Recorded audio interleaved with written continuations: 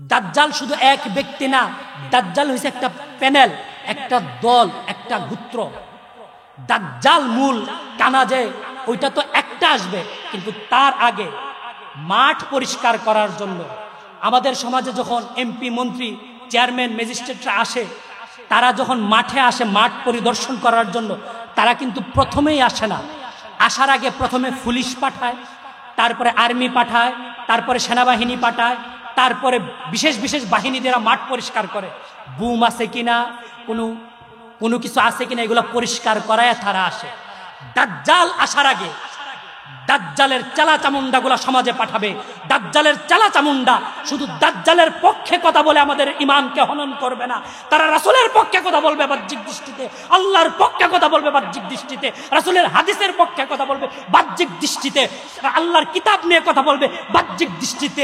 অন্তরে থাকবে দাজ্জালের প্রমোট করা, অন্তরে দাজ্জালের কথা প্রমোট করার জন্য আপনি আমাকে, আপামর জনতাকে, সাধারণ ইমানদারকে ইমান হনন করার জন্য জমিনে আবির্ভাব হবে। আমরা এইখান থেকে ওয়াদা করব, হক্কানি উলামায়ে কেরাম ছাড়া, আহলে হক ছাড়া কারো কথায় কখনো পা দেব না। পরিশেষে সবার শেষ কথা, মান সাব্বা নাবিয়ান ফাকতুলু। এই জগতে সব সহ্য করবেন, আপনাকে কেউ মারুক, আপনার যদি শক্তি না থাকে তার বিরুদ্ধে কথা বলার দরকার নাই। আপনার বাবাকে কেউ গালি দেক, তার বিরুদ্ধে যদি আপনি না পারেন কথা বললেন না। আপনার অর্থ সম্পদ লুট করে ফেল, আপনার যদি ক্ষমতা না থাকে কথা বলতে যাবেন না। কিন্তু আল্লাহর জমিনে আল্লাহর দেওয়া প্রাণ নিয়ে আপনার সমাজে যদি কেউ আল্লাহর রাসূলকে নিয়ে কথা বলে, আল্লাহর রাসূলকে নিয়ে ঠাট্টা বিদ্রুপ করে, বিন্দু পরিমাণ আপনি ইমানদার হিসাবে, মুসলমান হিসাবে আপনার প্রাণকে আল্লাহর রাস্তায় বিলীন করে আপনি মাঠে দাঁড়ায়া, প্রয়োজন হলে একা দাঁড়ায়া বলবেন, আল্লাহ আপনার জমিনে কুলাঙ্গার আপনার রাসূলের বিরুদ্ধে কথা বলতেছে, আমি আপনার রাসূলের উম্মত হিসাবে তার বিরুদ্ধে গিয়ে আমার প্রাণটা আমি আপনাকে দিয়ে দেব, আল্লাহ আপনি আমাকে কবুল করেন। আমাকে যদি বলা হয় যে আপনি মুসলমান, আপনি মুসলমান হিসাবে মুসলমানিত্ব কি করেছেন, আপনার মুসলমান, আপনি বলেছেন আপনি মুসলিম জাতি, মুসলমান আল্লাহর শ্রেষ্ঠ জাতি হিসাবে আপনি পরিচয় দেন সমাজের কাছে, বিশ্বের বুকে আপনি বুক উঁচু করে বলেন আপনি মুসলমান। আপনাকে যদি প্রশ্ন করা হয় আপনি মুসলিম হিসাবে কি করেছেন, তখন আমার জবাব হা ছাড়া কোনো কিছু থাকবে না। আজকে দেখেন সমাজের মধ্যে, আমি আপনাকে বাংলাদেশ হিসাবে আপনাদেরকে একটা উদাহরণ দেই। বাংলাদেশ হয়েছে 99% মুসলমানের দেশ। এইটা কারো অস্বীকার করার মতন কারো কোনো ক্ষমতা নাই। পৃথিবীর বুকে, শুধু বাংলাদেশ না, পৃথিবীর বুকে বাঙালিরা আমরা বলে থাকি এই দেশ 99% মুসলমান। তার মানে কি, বেশিরভাগ মুসলমান, যাও 1-2 ভাগ আছে ভিন্ন ধর্মীয়। কিন্তু আপনি আমাকে বলেন, আপনারা নিজে নিজে নিজের মনকে নিজে বুঝান যে আমরা মুসলিম জাতি হিসাবে, মুসলমান জাতি হিসাবে পৃথিবীর বুকে পরিচিত, কিন্তু আমাদের মধ্যে মুসলমানিত্ব, আল্লাহ কোরআনে যা বলছেন, আল্লাহর রাসূল হাদিসে যা বলছেন, আল্লাহর রাসূলের হাদিস অনুযায়ী, আল্লাহর কোরআন অনুযায়ী আমরা কতটুকু চলি। মসজিদের মাইকে মুয়াজ্জিন আজান দেয়, 5 ওয়াক্ত আজান দেয়। বাংলাদেশের সবচাইতে বেশি মসজিদ, পৃথিবীর বুকে 3য় স্থান আছে বাংলাদেশ মসজিদের শহর, নগরী হিসাবে। কিন্তু আপনি আমি যদি মেজারমেন্ট করি, আসরের সময় মসজিদে গেলে, বাজারের মসজিদ, বাজারের ব্যবসায়িক 99% মুসলমান ব্যবসায়ী, কিন্তু যখন আপনি বাজারের মসজিদে আসরের নামাজ পড়তে যাবেন, ইমাম সাহেব, মুয়াজ্জিন আর হাতে গোনা কয়েকজন মুরব্বী, বাকিগুলা কি মুসলমান না? বাকিগুলা কি মুসলমান না? বলার সময় দেখবেন হাত উঁচু করে বলবে আমরা সবাই মুসলমান, কিন্তু ওনার তো ফরজ নামাজটা, ফরজ ছিল আসরের নামাজটা পড়া।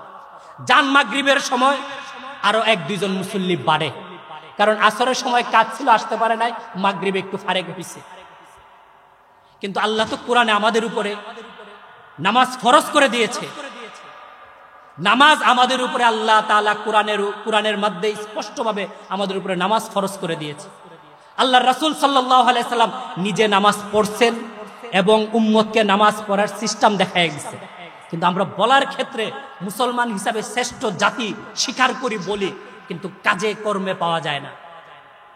আমাদের শুধু এইটা না, আমরা দেখবেন অনেক সময় রাসূলের আশেক হইয়া রাসূলের সম্মান বুঝাইতে গিয়ে অনেক কিছু বলে ফেলি, অনেক কিছু করে ফেলি। কিন্তু রাসূল যা বলে গেছেন, আমাদেরকে যেই পথ দেখাইয়া গেছেন, আমাদেরকে যেই পথ শিখাইয়া গেছেন, এই পথে আমরা হাঁটার সময় চিন্তা করি, আমি যে হাঁটবো, আমি যে রাসূলের পথে হাঁটবো, আমি যে রাসূলের পথে চলবো, আমার অন্য কিছু হয় কিনা। কথা কাজে মিল না থাকলে তার পরিচয় কি? মুনাফিক। কথা কাজে মিল না থাকলে পরিচয় হিসাবে মুনাফিক। আমরা কিন্তু বলার সময় বলি যে আমরা জাতি হিসাবে শ্রেষ্ঠ জাতি মুসলমান, আমরা লেখার সময় লিখি মুসলিম জাতি, কিন্তু কর্মে আমাদেরকে কম পাওয়া যায়। এর মানে বুঝতে হবে আমাদের ইমানে ঘাটতি। আল্লাহ তাআলা আমাদেরকে যেহেতু আমাদেরকে এতটুক সুযোগ দিছেন, আমি আল্লাহ যদি আমার হায়াত না রাখতেন, আমি আসরের আজানের আগেও দুনিয়া ছেড়ে চলে যেতে হইতো। অনেক সময় আমরা দুনিয়ার মোহ করে দিনের কাজ বাদ দিয়া দেই।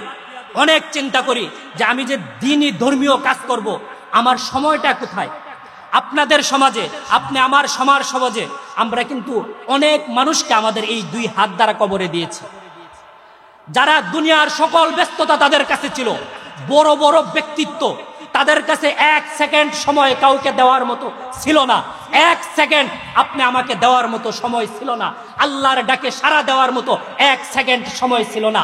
নামাজ পড়ার মতন সময় হাতে নাই, রোজা রাখার মতন সময় হাতে নাই, ধর্মীয় কথা বলার মতো শোনার মতো সময় হাতে নাই। কিন্তু মালাকুল মাউত যেই দিন আসছে, সব ফালায়া হুর করে চলে গেছে। সেদিন কিন্তু কারো বাপের ক্ষমতা নাই ফিরাইয়া রাখা। আমরা এই কথা অন্তর দ্বারা বিশ্বাস করি। আমরা একটা ছোটবেলায় একটা কালেমা পড়ছি না, মক্তব মসজিদে পড়ছি না, আমানতু বিল্লাহি ওয়া মালাইকাতিহি ওয়া কুতুবিহি ওয়া রুসুলিহি ওয়াল ইয়াউমিল আখির ওয়াল কদরি খাইরিহি ওয়া শাররিহি মিনাল্লাহি তাআলা। এটার মধ্যে কিন্তু একটা শব্দ আছে যে পরকাল এবং হায়াত মওত সব আল্লাহর হাতে, এটা মানতেই হবে।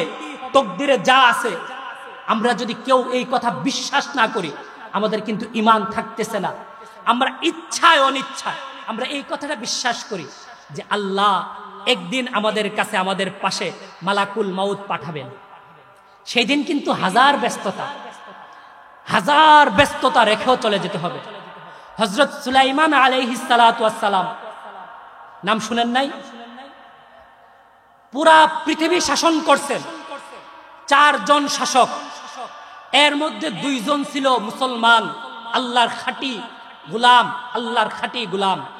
এর মধ্যে একজন ছিলেন বাদশাহ সুলাইমান আলাইহিস সালাতু ওয়াস সালাম, যিনি আল্লাহর পয়গম্বর ছিলেন। আর একজন ছিলেন বাদশাহ যুলকারনাইন, ইনি আল্লাহর একজন বিশেষ ব্যক্তি ছিলেন। আর 2 জন ছিল বিধর্মী, এর মাঝে একজন ছিলেন নমরুদ, আর একজন ছিলেন বখতনেসর। হযরত সুলাইমান আলাইহিস সালাতু ওয়াস সালাম যখন বাইতুল মুকাদ্দাস মসজিদ আকসার কাজ ধরছেন, বাইতুল মুকাদ্দাস মসজিদের আকসার কাজ শুধু মানুষে করে নাই।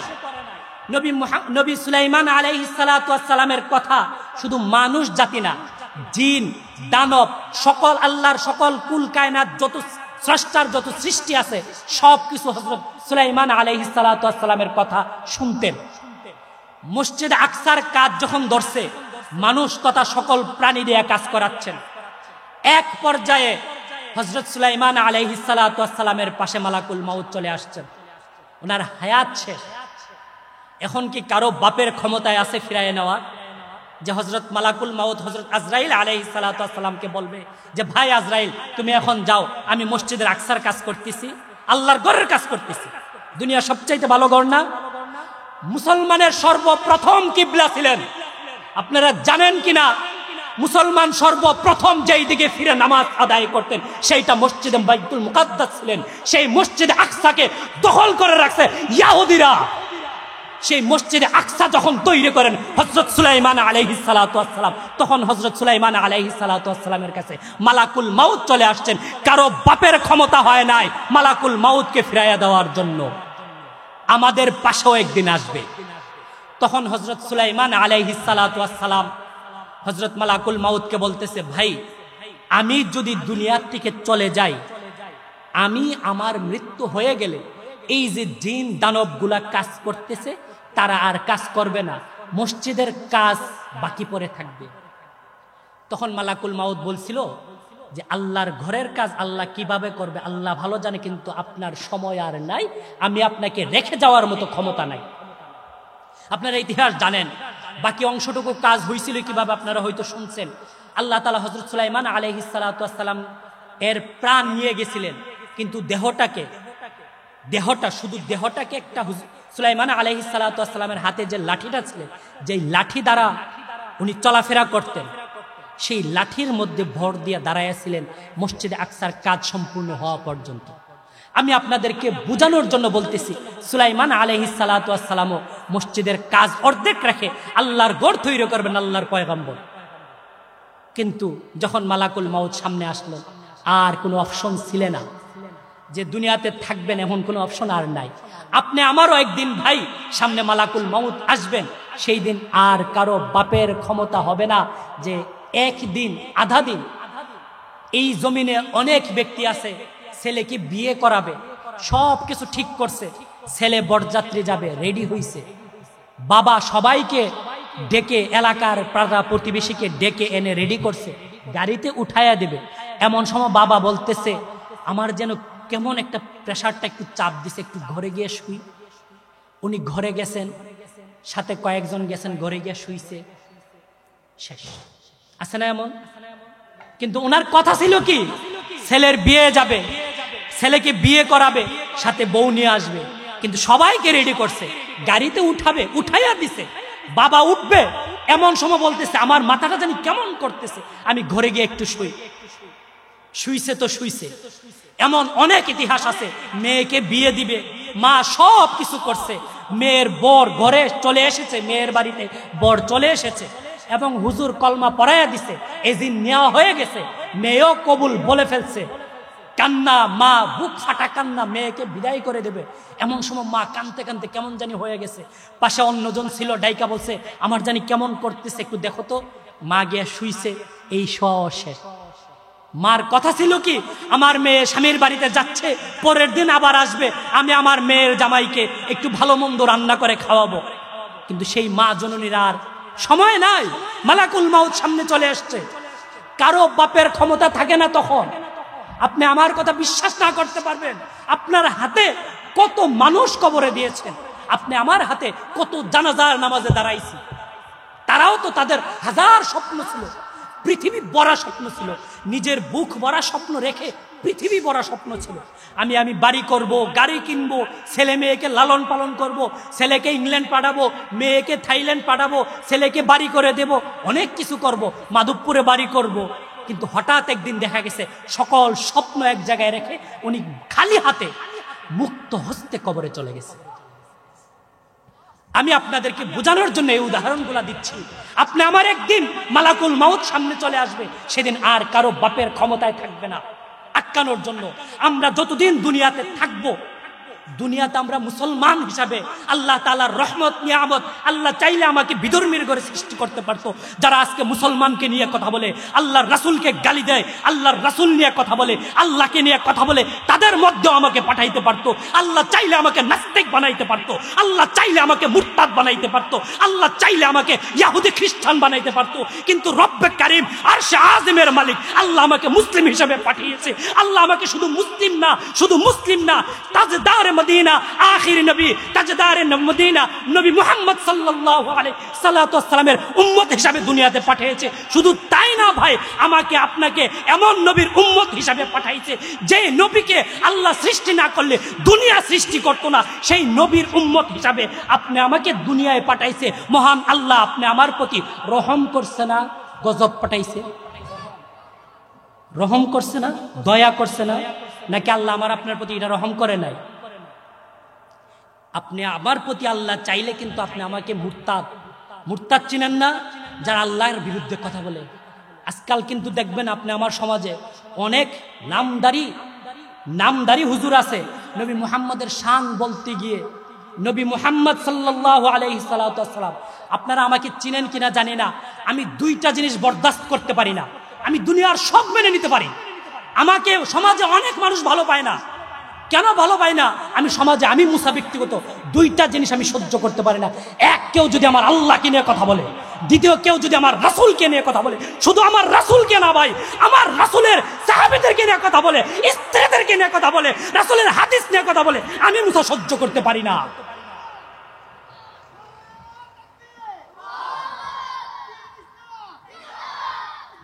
আজকে আপনি দেখবেন শুধু মুরতাদ তো রাসূলকে নিয়ে কথা, নাস্তিক তো বলেই।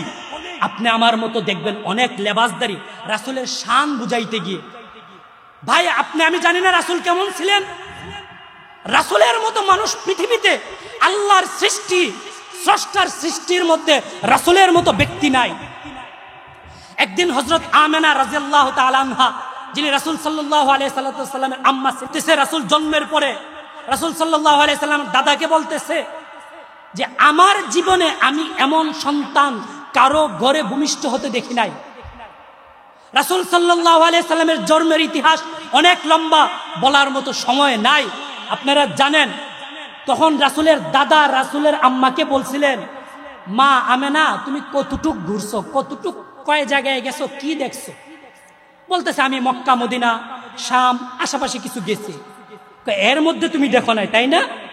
আর শোনো, আমি তো শুধু মক্কা, মদিনা, শাম, সিরিয়া না, অর্ধ জাহান বাণিজ্যের কাজে, ব্যবসার কাজে ভ্রমণ করছি। আমি তো অর্ধ জাহানে দেখি নাই, এমন সন্তান, এমন মানুষ দেখি নাই।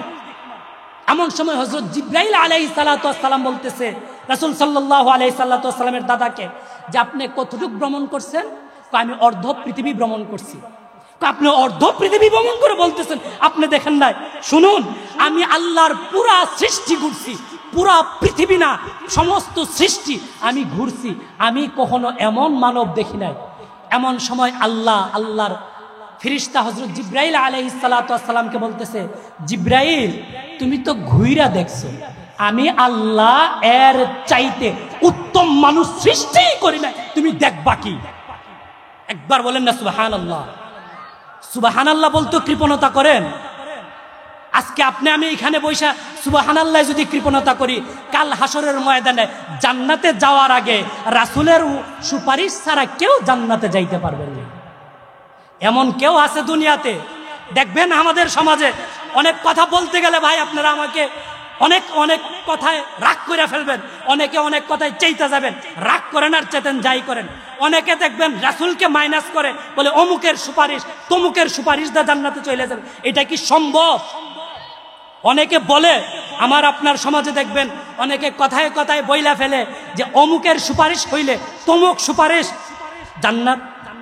একটা কথা মনে রাখবেন, শুধু নবী মুহাম্মদ সাল্লাল্লাহু আলাইহি সাল্লাতু ওয়াস সালামের উম্মত না, স্রষ্টার সৃষ্টি হযরত আদম আলাইহিস সালাতু ওয়াস সালাম থেকে, হযরত আদম আলাইহিস সালাতু ওয়াস সালাম থেকে পৃথিবীর কিয়ামত পর্যন্ত শেষ মানুষটাও রাসূলের সুপারিশ ছাড়া জান্নাতে যাওয়া সম্ভব না। যারা রাসূলকে নিয়ে রাসূলের শান বুঝাইতে গিয়ে ছোট ছোট ভাবে, যেই কোনো ভাবে রাসূলকে নিয়ে কথা বলতে গিয়ে রাসূলের শান আমরা সবাই বলি।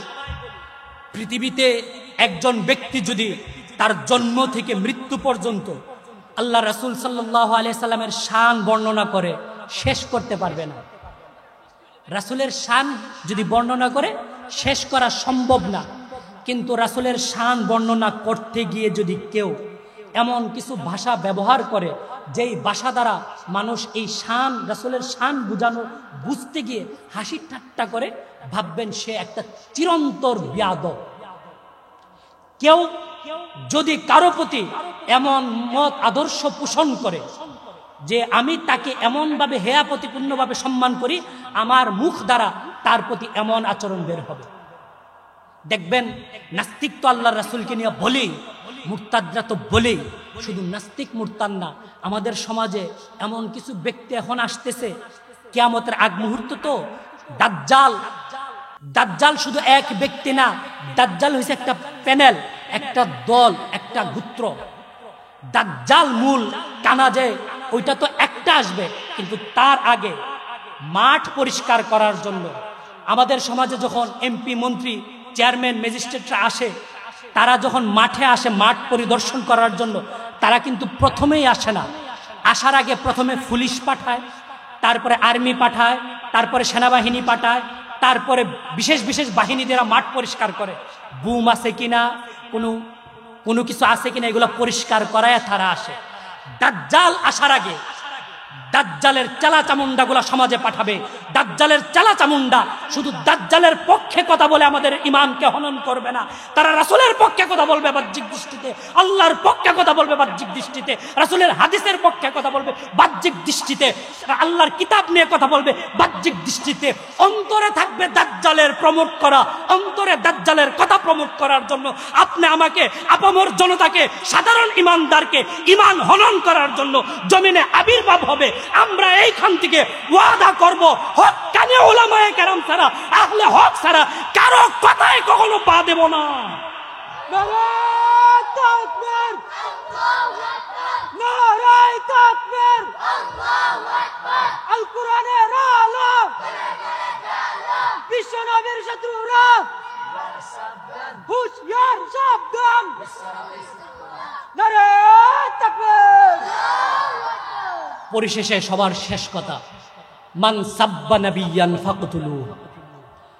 এই জগতে সব সহ্য করবেন, আপনাকে কেউ মারুক, আপনার যদি শক্তি না থাকে তার বিরুদ্ধে কথা বলার দরকার নাই। আপনার বাবাকে কেউ গালি দেক, তার বিরুদ্ধে যদি আপনার না পারেন কথা বললেন না।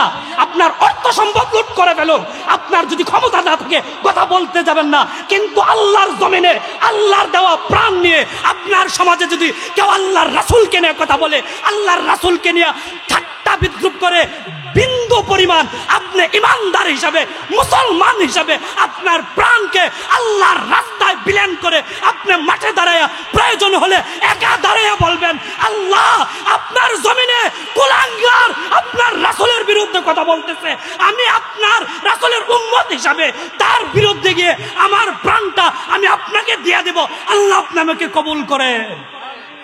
মান সাব্বা নাবিয়ান ফাকদুলু। মনে রাখবেন, রাসূলের দুশমনকে কখনো প্রমোট করবেন না। ভাই, ইমান খুব মূল্যবান জিনিস, ইমান খুব মূল্যবান জিনিস। হাসতে হাসতে ইমান যায়, ইমানের খবর কে পায়? ইমান খুব মূল্যবান জিনিস। পরিশেষে আমি আপনাদেরকে আবার একটা কথাই বলি, সমাজে যদি আল্লাহ রাসূলের বিরুদ্ধে কেউ কোনো কথা বলে, আপনি ইমানদার হিসাবে আপনার দায়িত্ব থাকবে, সর্বপ্রথম আপনি দাঁড়াবেন, আমি দাঁড়াবো, আমার আপনার পিছনে আসবে। যদি না আসে, কারো প্রয়োজন নাই, কোনো ব্যক্তির আমার সাথে দরকার নাই। আমি তো সব সময় বলি এই কথা, আমি প্রায় সময় বলি, দেখবেন সমাজে আমার কোনো দোষের অভাব নাই। আমি সবাইকে বলি, শুধু আমাকে এলাকার থেকে বিতাড়িত কেন, পুরা দুনিয়ার থেকে যদি বিতাড়িত করে দাও, তাও আমার যদি আমার স্পন্দ, আমার কণ্ঠে যদি আওয়াজ থাকে, আমি রাসূলের দুশমনদের বিরুদ্ধে, আল্লাহর দুশমনের বিরুদ্ধে আমি আমার কণ্ঠ একাই চালায়া যাব ইনশাআল্লাহ। নাসরুম মিনাল্লাহি ওয়া ফাতহুন করিম।